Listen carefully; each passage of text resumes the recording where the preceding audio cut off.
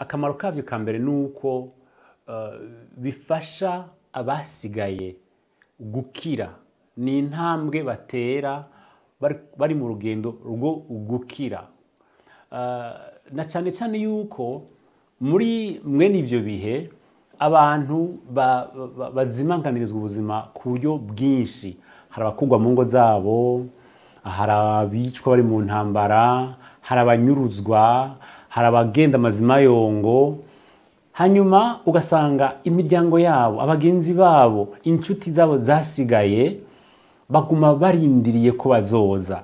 Muri kino gihugu n'ahandi muhora mwumva aho bishika abasigaye, abapfakazi, imfuvyi, abavyeyi bakavuga bati erega twagumye turindiriye ko azotaha ntiyataha. Ivyo rero biraheza bigasiga igisebe kinini, mbere bikanabananira no gutahura.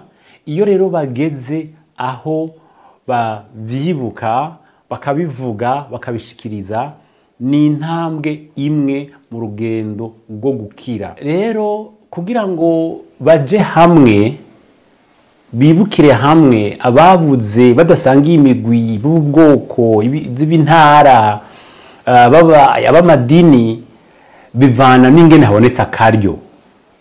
Ndiko ndavuga nka hano iwacu ntiharigera haboneka akaryo kuko bamwe n'abandi boja hamwe ngo bibukire ababo bazimanganye, bishwe, bahitanywe n'ibiza bari hamwe.